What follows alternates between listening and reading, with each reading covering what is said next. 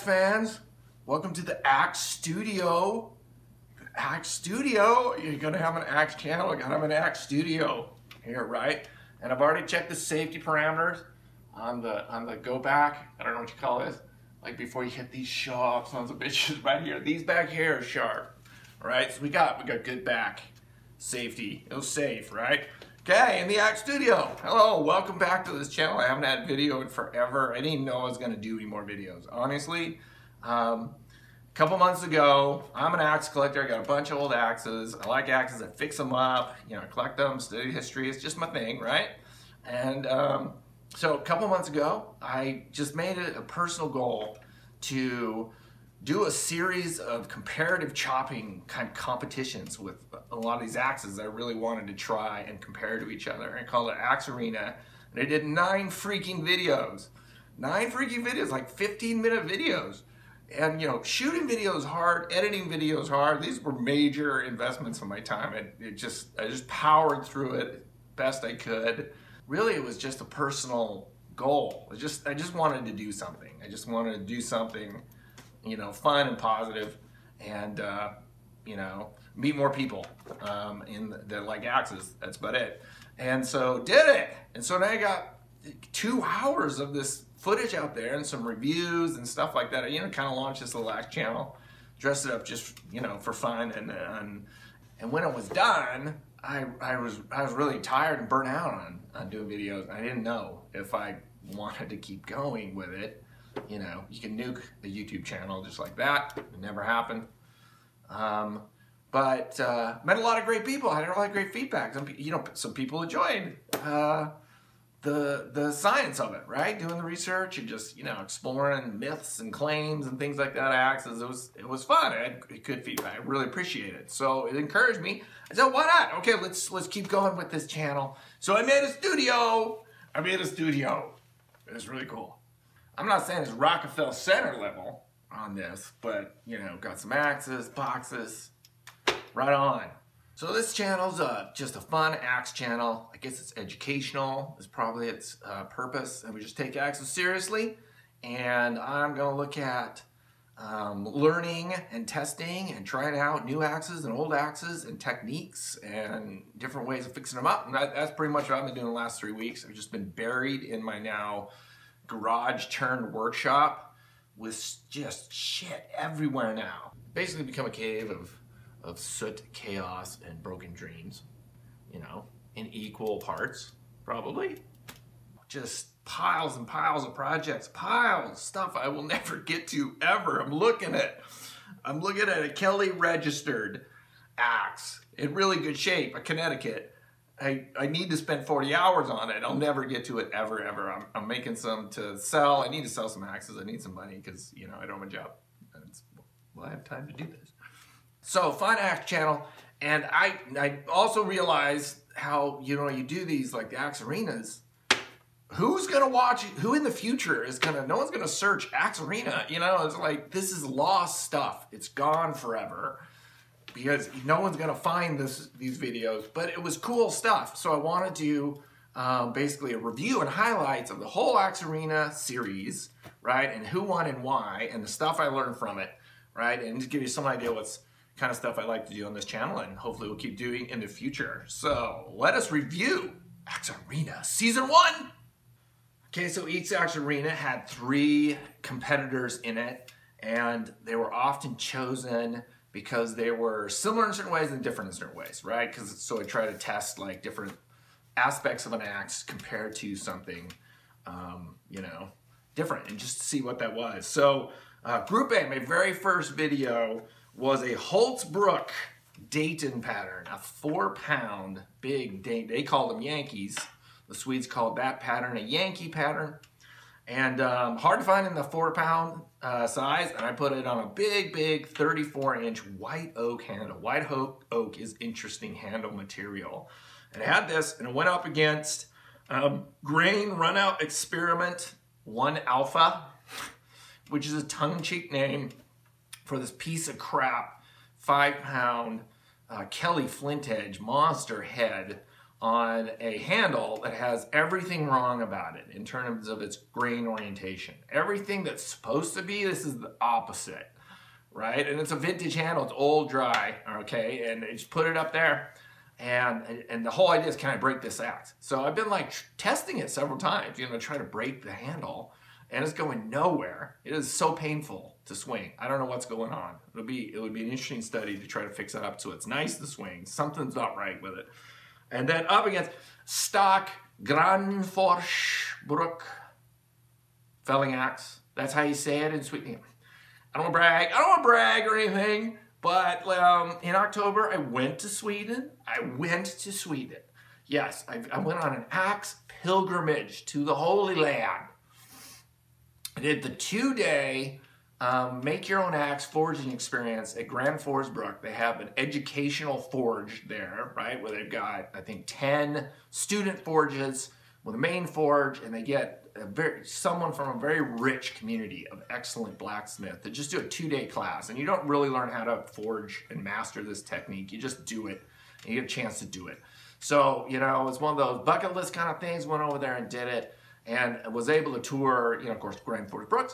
And but the other great Swedish axe makers, Holzbruck and Wetterlings, are also in Sweden. I visited all the factories and the showrooms, and it was just an amazing experience. And so, in the weird rural dialect of where Granforsbruck is, way up in freaking rural Sweden, it's out there. It's Granforsbruck. You have to do this short, and it's kind of funny. You know, people laugh like, "Oh yeah, that's the accent." You know, so. Interesting. And this one, you know, Granfors really came through. It was a great, serious axe. And the longer handle on the Holzbruck was my first indication that handle length is a big part of your chopping experience. And of course, the flint edge had no chance. So Granfors moved on from that bracket. And then Group B was interesting combination. I had an old vintage Arvika, little 4-pound Tasmanian pattern on a shorter handle. It's just a vintage axe, but an interesting pattern of Tasmanians. A really great pattern. We'll talk about patterns here. Up against a Kelly Red Warrior, Connecticut, on a hand-carved handle. It's just like a lightsaber axe. Really awesome. Connecticut patterns are super interesting and hard to find, and they make great choppers, and also super handle there. And in this group was also a brand of axes that I really love. And I just kind of like this brand. It's Weibelhaus. I'm not sure exactly how to pronounce it. It's a German maker, and they punched out in 1986 when the kids of the family that owned the factory didn't really want to run this dingy little tool making factory, you know, by the river. You know, and the brand ended, but they were a prolific axe maker of really poorly finished heads, but superb steel. All right, just really good steel. I've worked on many now, and I'm always impressed. You know, that the steel is great, like as good as any of the other axe steels, you know, I've worked on. But you know, they're gone now, and they have these awful industrial finishes. And the Red Warrior was the best. That Red Warrior is something else. Okay, it is right here. You know, I've got all these axes here in the workshop, and there's that sweet leather. Yeah, it was a great competitor. A lot of fun to swing, like that. That was the winner of Group B. Group C. Group C was a very tightly contested group because it had a Swedish Wetterlings axe on spotted gum versus a Collins Legitimus Connecticut pattern. That's collectible axe. Definitely collectible axe. Collins was a huge axe maker and a major competitor, you know, of one of the great American axe companies, and their product was super. The Legitimus line was Collins's best axe through the classic forestry period in the United States before the chainsaw hit and kind of just blew up that business. It just blew up the business entirely, and almost no American maker really didn't change drastically or disappear altogether after the chainsaw. So it was the height of its powers, but it was up against a Black Raven. A Black Raven. I got my Black Raven chillin' shirt on. chillin' shirt. It's all black, so can't get it dirty. I have 2 videos on this channel. One is kind of a long tutorial, not as a tutorial, it's just like how I restore axes, you know. So if you want to do this process yourself, watch the one on the Black Raven. It is, you know, all this is easy stuff that you can get it to look like what you want. And I fixed it up, and then I tested it, and you know, Black Ravens are collectible axes and nobody ever wants to use them, but I got one I can use. And I tried it, and it barely won. It barely won. It, you know, almost its legendary status pushed it over the finish line versus the Collins of legitimacy. It was like, oh, you know, Tycho's a Black Raven, and it's an awesome axe. But this is why I have the shirt. This is why. Okay, GOAT, the GOAT axe. Yeah, we'll see how it does in the finals. Pretty sure. Group D. All right. Group D was a big group for me because one of the axes, I also have a different video about how to tune up your Arvika 5-star felling axe, which is a big, major axe sold by Holtzbrook and still sold today. And it is a line of axes, has a long history and an interesting pattern. And it's, you know, it's a woodsman's axe. It's serious. And so I fixed it up. I fixed it up and tuned it to be what I thought, you know, about as good as it can be for me. Went up against a Helco Work big Expedition Tasmanian pattern. Big one. You can buy this one now. You know, probably a lot of you guys thinking of buying this one. It's just so interesting looking.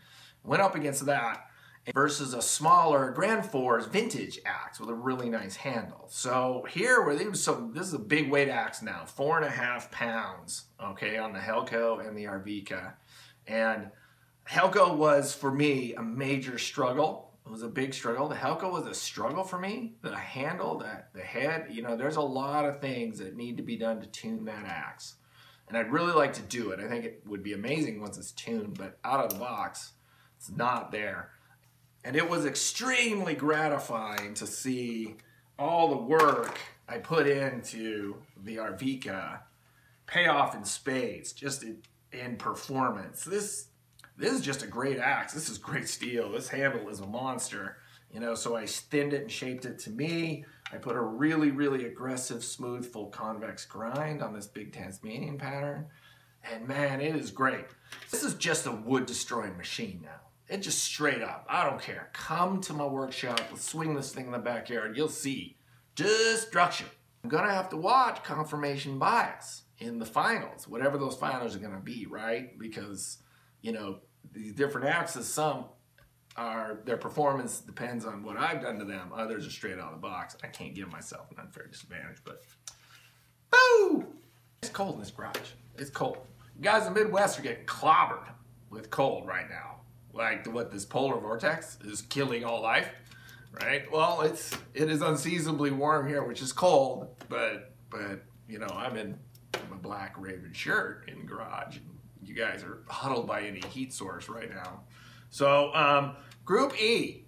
Group E was a Montreal pattern jamboree. A jamboree in Group E, right? That's some value-added content right there. Jamboree and Group E. So Montreal Patterns is classic pattern right hand. 2 Holtzbrook. Both you can buy today, right? And Agdor, Holtzbrook, okay, with the blue paint and all that stuff. Mainly available in Canada. Not sure why.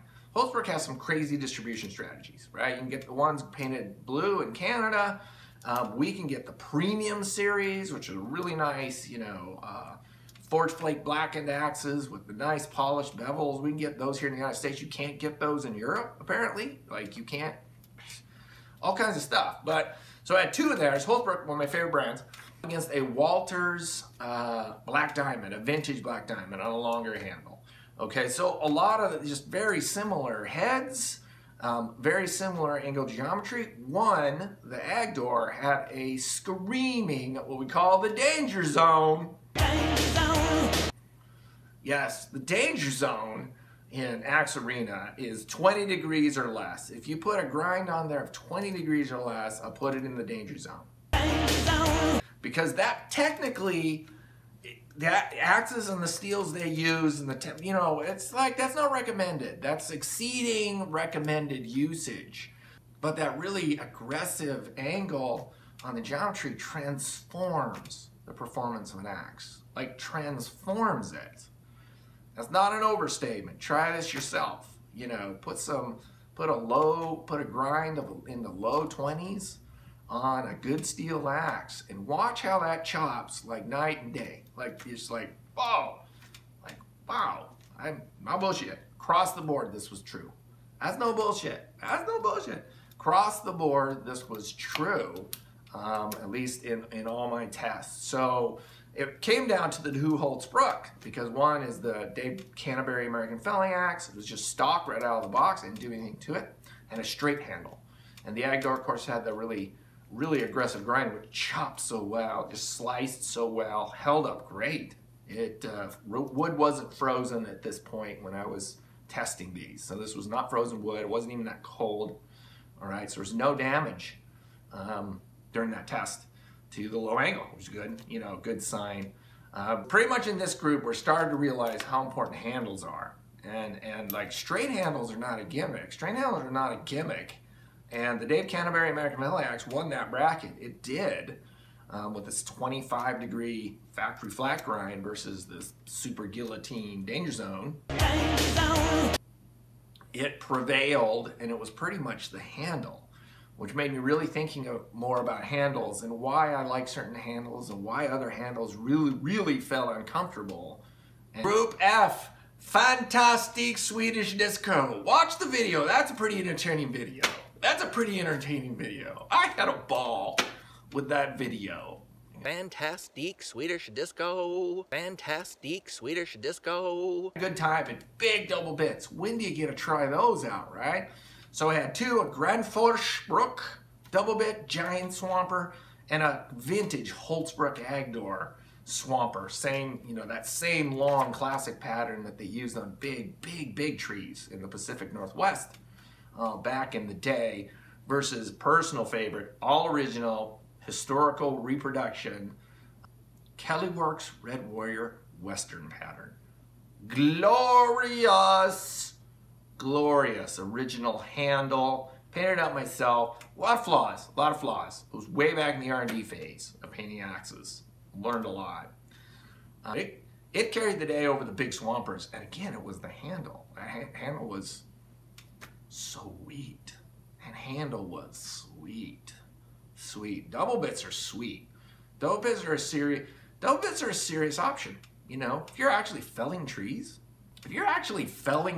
like you do this on your property or for a living, I'd do yourself a favor and get a double bit axe, tune it up, and just for the fun of it.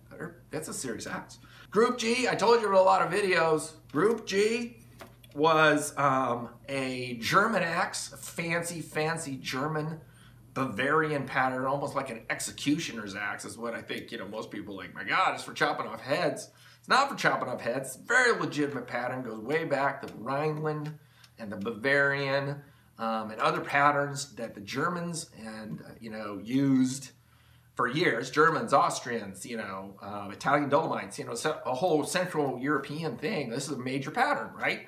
Very thin, super thin bits up against the crowd favorite Council Tool. Love American axes, you know.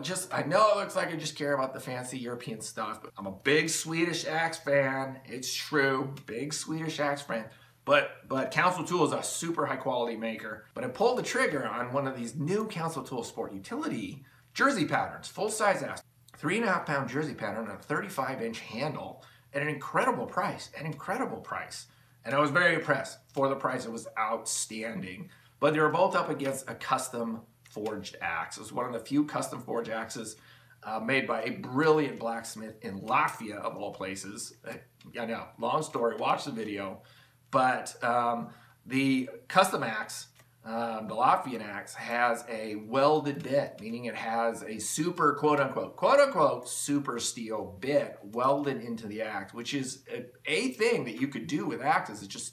It's not economical in any production sense to do that. But you get a blacksmith, you can do that. Hey, put that in there. And they put in a steel that's extremely similar to 80 CRV2, and that thing is also a wood-destroying machine. And hail Latvia. Hail Latvia. That's the Latvian flag, put it on there just for fun, right? Wow, wow. Also a destroyer of wood, okay, at the highest level. The steel really is great. So far, it's just impervious. It's so smooth. Still, I haven't even sharpened it. Group H, People's Choice. Threw in a People's Choice in there, and I think I did bad. I never announced the winner. Everybody voted, and I never announced the winner, but of course the winner is the Basque Axe, Los Bascos. Los Bascos, how could it not be the Basque Axe?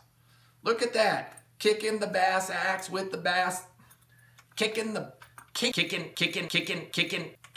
axe ass with the Basque Axe. That's what it is. Ernietta, Hutchis Artesana, right? Made by a company. I think actually the name of the company is Jaregi. Okay, made in the Basque Country. Was a part of Spain. They don't really like being in Spain. They're a part of Spain, but they don't like being in Spain and have their own thing. Got their own thing going on. They have a little axe company back there. Makes an outstanding axe. Super interesting pattern. Its own tech. Nothing like it on these short, slip fit handles, okay? And so it was the People's Choice, and I'm glad. It really was the best axe in that category. And I'm glad the people chose it. See, democracy works. Democracy works. The working man has his wisdom. They know a good axe when they see it. Right. Then the last group app, was kind of a catch-all of some short-handled double bits. And it had a 4-pounder, and it had a 3-pounder, and it had an old vintage Arvika cruiser that I just threw in there because it looks really good, all right? Spendy Sven is what I call this thing. Okay, don't judge me, but sometimes I name my axles and give them labels. I don't see what the problem is. There's no problem, you gotta be you, all right? But it's a cruiser axe. It's got this sweet fancy leather. It's all nice. And it actually won. It actually won. Okay, I was sick that day. It was not good. I was not chopping well, but this tidy little Arvika cruiser won the group, will advance to the finals. This is the wild card entry for sure. Against some of this Destruction Maximus over here, I'm not sure a cruiser will go much farther, but God bless Arvika. All right, so there's your winners. At some point, I'm gonna do like some final evaluations. I really got to think about what I want to do with them to test them out and see if I can get, like, you know, top 3 maybe. Top 3 greatest axes of the Axe Arena, right? Axe Arena champions for this year. So like and subscribe if this was cool. Coming soonish at some pointish.